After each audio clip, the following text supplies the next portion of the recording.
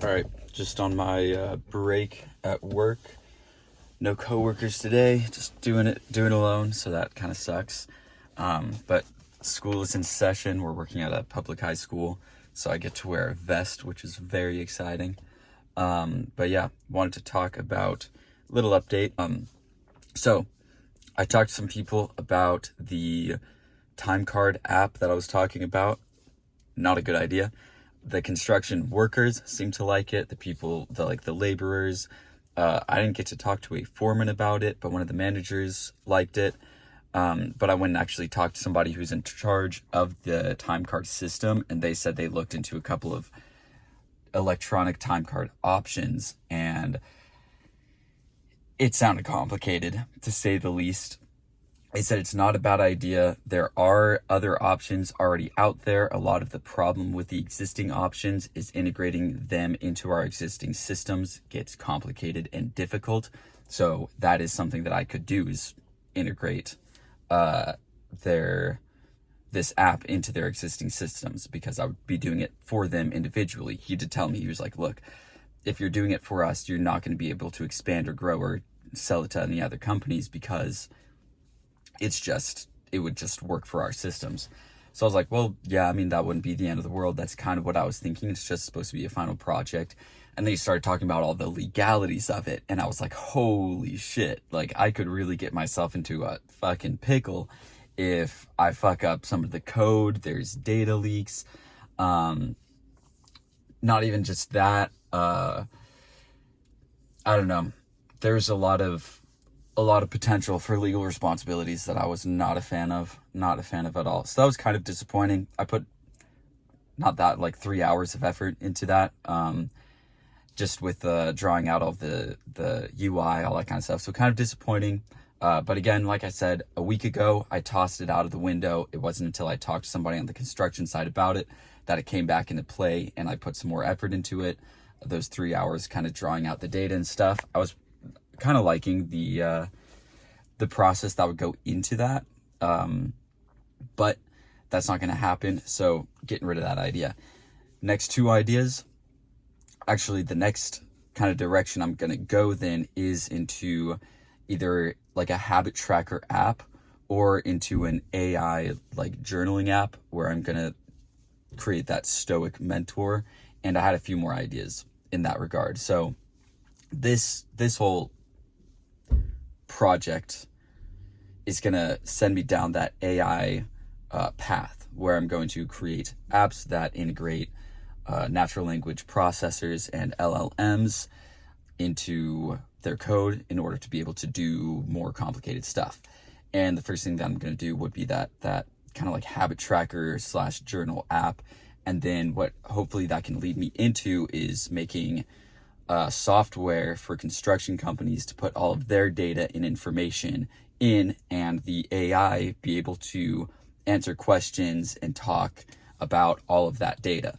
And that can just be a huge time saver, very useful. And then if I train the software on construction management information, then that AI can almost play the role of a construction manager, or double the efficiency of existing construction managers in a company, allowing the company to essentially have to employ half the amount of people. So yeah, and I know for our company, we're going through like a whole employment crisis, where basically we can't find people who are like properly qualified. The people we do find are all like, honestly, just kind of liberal yahoos and have. Yeah, I think a lot of companies would like to have an AI that doesn't bitch and moan about endless things. And then not only that, it's much more affordable. It'll be more effective. It won't make careless mistakes. All that kind of stuff. So yeah, I think I'm gonna go down that path. I'm going to make this like habit tracker AI, or this Stoic Mentor AI, as a step in that direction. And the goal is for it to kind of teach me a couple of the basic skills. But I also think this could be a really good product. And what I mean by that is you got basically this fucking AI that is trained on all these like Stoic texts, and Oh, well, here's what I was actually like just thinking that kind of like popped into my mind that I thought could be super cool is you have a series of different like quote unquote mentors. So you could have like a Socrates AI that's trained on like the Socratic method, on all of like Plato's dialogues, on like the historical context of Socrates. Then you have your Stoic mentor AI that's trained on all that Stoic data, and then cognitive behavioral therapy is based on Stoicism.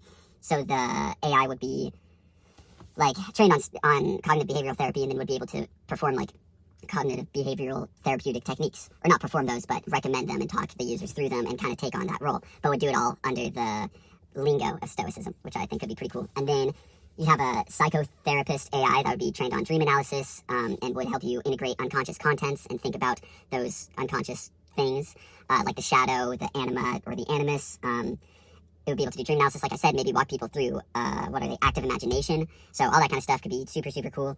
And then, I thought about having like an Uncle Iroh AI that's like trained on Uncle Iroh's like dialogues in Avatar: The Last Airbender, and then I could build in a whole personality psychology that's related to the 4 elements. And I think that actually comes from, I was talking to a buddy of mine about this like a year ago.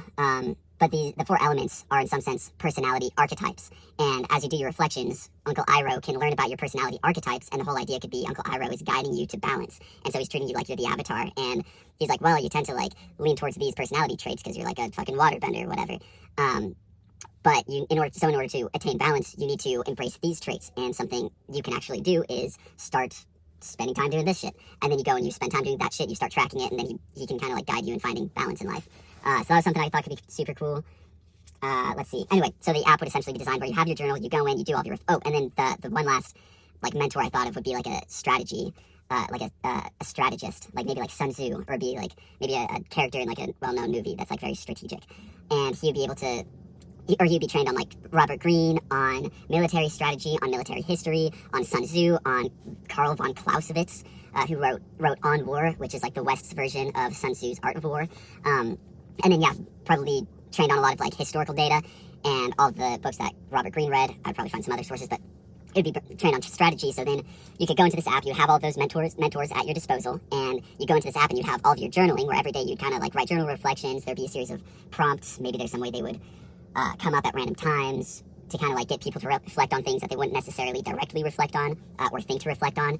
And it would gradually build up data, more and more data about the way this person spends their time, or the user spends their time, the kind of mindsets they have, the attitudes that they take towards things, the events going on in their life. And then they would have their habit tracker, which is where they can go in, they can record more numerical hard data about like how much time am I spending doing this, how much time am I spending doing that. And then they would have their mentors, where they could go in and like discuss with these mentors what's going on in their life. And maybe as they're doing reflections, mentors could pop up and say like, hey, think about this from our previous conversation about this other thing, and all that kind of stuff. And then the payment model, I think, would be, habit tracker and journal would be free, and then maybe you get like one free mentor, and then the other mentors are like a monthly subscription. So you start off and says like, choose your mentor, and you get to choose, and it's like, okay, this can be my free mentor. And maybe you have like the option to switch it up like monthly or whatever. And you could do like switch your default mentor, and then it like switches you.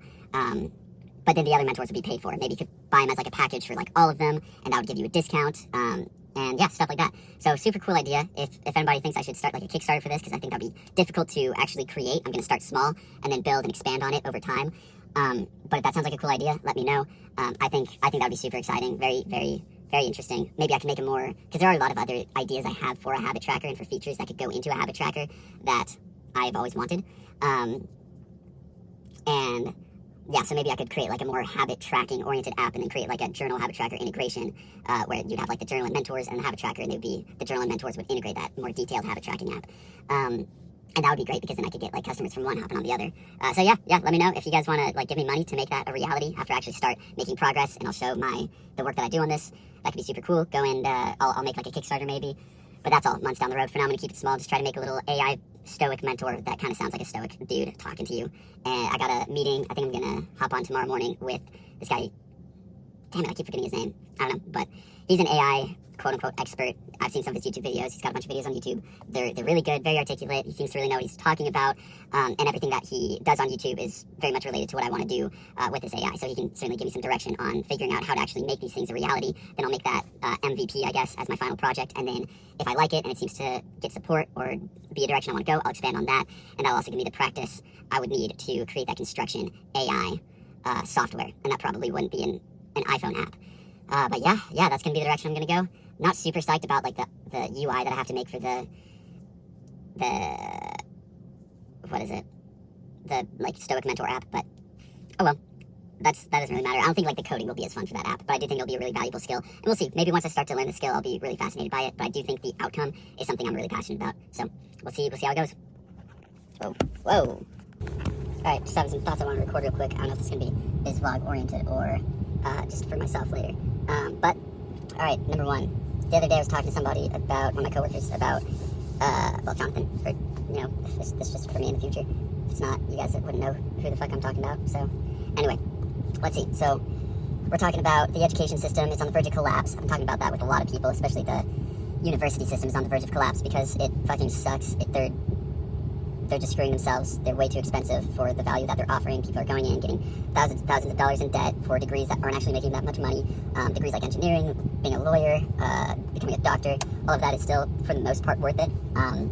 But even for those, it's like, you know, barely worth it. Well, no, it's pretty worth it for those. But like business degrees, marketing degrees, all of that kind of stuff, absolutely useless. If you look at stuff like, you know, if you go into anatomy or you want to go into fitness, that kind of stuff, you're much better off skipping the whole college thing, reading a couple of business books, building an online following, and then studying anatomy textbooks on your own, getting some online courses, and then simply by producing fitness-oriented content, you'll start to build an online following, an online business, and then people will start to say like, oh, hey, I'm going to pay you a shit ton of money to be my coach because regardless of the degree you have, you obviously know what you're talking about. And that's the whole point of getting educated is to be able to produce and provide value and make money that way. So something I'm thinking is, the first thing is it would be cool to have a platform where people could, so YouTube, for example, you got everybody pumping out. I was just watching an Athlete X video, and I was like, damn, I wish this guy could be like my fucking personal trainer. And then I was like, well, that would be crazy expensive. And then I was like, well, I mean, obviously he's on the upper end of the individuals in his field. He's extremely knowledgeable, but I'd imagine there are a lot of other people out there who are that knowledgeable, and to spend 4 years self-educating, and obviously you're going to have teachers, you're going to have mentors, people who kind of guide you, but self-educating and focusing in on your niche and studying anatomy and bringing anatomy to fitness, all that kind of stuff, you could, you know, you could provide about as much value as he is. And you could have a lot of people who are doing that, and then those kind of individuals, it's going to be hard to get noticed. But, you know, especially on YouTube where there's so much, you know, you have to play the algorithm. Even if you know your shit, you have to have really good quality content. That's a whole thing. But anyway, if you have some kind of platform like YouTube where people can post that kind of content, but it's what gets recommended to you takes your location into account, and maybe YouTube could do this. I don't know if this is like app idea or I don't know, I'm just shooting shit right now. But yeah, so it's somewhat location based, which means if I'm going on there and I live in Colorado Boulder, it's like I want to have a fitness trainer. People who live around Boulder who want to start their own fitness business can be posting that free content. I can be going on there saying like, you know, how to fix, I have like this knee problem right now, and they go like, oh, 5 potential knee problems, how do I identify and fix them? And it's like, okay, so you look at that and they're like, oh, this muscle might be weak, so you probably want to get like tape here, and you know, you want a professional to do that, so go talk to a doctor. But if it's like, feels more like this, try this exercise, that might fix it, stuff like that.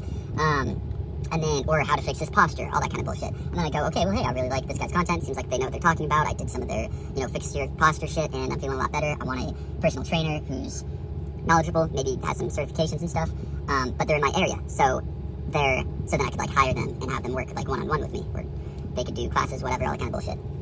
Same thing with online marketing or even content creation. If you're a fitness guy but you don't love content creation, but there's another person on the internet who talks about content creation, there are tons of people like that, and you can find them in your area, then they could be brought in. And you're like fitness guy, you go, hey, let's do some content creation, and I'm just gonna do the content. You like make that content appealing to the masses, and they go, okay. And then the content creator gets the editors and creates the channel art and does the online marketing and makes sure that people in your area that would want your fitness advice are going to be able to find it easily and have it accessible, all that kind of stuff. So there are a lot of opportunities there, and this is kind of what Naval Ravikant was talking about in his book. What made me start thinking about this as a direction that society might go is like Naval was talking about how with the internet and the development of online businesses, there's a very high potential for all these, for there to be 7 billion one-person businesses where everyone becomes an expert in what they need to be an expert in, and then they can find the clients and the people that they want and need through the internet. And the aspects of their business that they don't want to deal with, well, that's freelancers, and freelancers are essentially running their own business in that sense. And I know there's a lot of doom and gloom about technology, and it's not actually going to be 7 billion one-person businesses, but I think the idea is interesting, and I could definitely see society shifting in that direction. And I could see, you know, I know like the future looks very bleak right now. We have all these technologies that are coming out. We have all these governments kind of like making some authoritarian esque moves that are a little bit suspect, and it's like, that's a little scary, and you have a lot of big businesses that are amassing a lot of wealth and power, and it's like, oh shit, are we gonna have freedom, are we not, who knows? But I think things will turn out okay, and if they do, and there's a whole, like, environment problems, there's this crazy problem about space wars, that, like, literally, like, Star Wars, and different governments starting to build space-oriented militaries, and, like, dude, battles in space, if that, like, starts happening, which is, like, in the next 50 or so years, that's very possible. How foreign affairs are gonna happen in space is, like, super complicated. If there are battles in space, like, the infrastructure of a lot of societies, like America, that rely on satellites could collapse. There's some big problems we're dealing with. But if we deal with all those, and it'll be an ongoing process, I'm sure we will, there's this potential for this online marketplace, and not everything to necessarily move online, but the integration of online in person, like, marketplace to really flourish and allow for a lot of financial freedom, and allow for a whole new, almost like economic structure, where instead of having a hierarchical economic system, you would have a more individualistic economic system. And Naval kind of talked about that. He was saying, like, look, before the agricultural revolution, things were not nearly as hierarchical as they are now, and there's a lot of benefit to things being hierarchical, but there's also a lot of potential for things to be individualistic, and where it's like everyone is their own boss, and that's not going to be universal. We still have construction companies, for example, but a lot of the things that require hierarchy, there are already titans of those industries that are maintaining functionality. Like, we don't need new construction companies. The existing construction companies are doing their jobs pretty well. There's enough of them to keep competition high. Anyway, and people who want to engage in that kind of work can still do that. Anyway, so the other thing I was thinking about with the collapse of the education system is the online, if you have this economic, or you have this almost like digital nomad lifestyle continue to expand and catch on, and more people transition and convert to that, there will automatically be less of a need and less of an appeal to go to college. The biggest reason to go to college right now is the social aspect. It's like, that's where people find their wives, that's where people establish lifelong friends sometimes. Depends if you stick around after college or go move to another city. But even then, it's like generally, well, I don't really know, I haven't gotten there yet. But a lot of times you'll get into groups, I would assume at that point, where it's like people are living with their college friends, but I don't really know. But yeah, it seems like the social life, finding mentors, all of that is really where college has its strength. And so I think the next big thing is if online education can develop in-person social systems where you actually have a peer group, you have social opportunities, you have club-like systems with the people in your town, but you're able to get the best, essentially, courses in the world by going to the best ones in, online, and then you also have the opportunity to find in-person mentors. I think if you get that, and then to some degree accreditation, where it's like online educational options allow you to save that time and that money, but also have some degree of not visual appeal, but rudimentary appeal, surface level appeal, kind of like the Harvard coding certificates. They don't look great. It's not like a college degree, but there's still some respect if you have that on your resume or on your transcript. It's like, okay, like, it's not like Harvard, but it's like, it's a certification from one of their courses, and it's a well-known institution. And there are tons of online certificates, but certificates that are a little bit more prestigious. If you have a little bit more prestige in the certifications that you earn from online, I think if you get those factors down, online education could really take over. And then people can hone in on their niche, get the education that they want, and then produce while they get educated, and start building their businesses while they get educated. And adding locality to that seems to have a lot of potential, and allow for people's businesses to flourish, and people to get the kind of value that they want from people in their area, as opposed to like in New Zealand or like Florida, while I'm in like California or Colorado. Yeah, I don't know. It's an interesting direction things could go.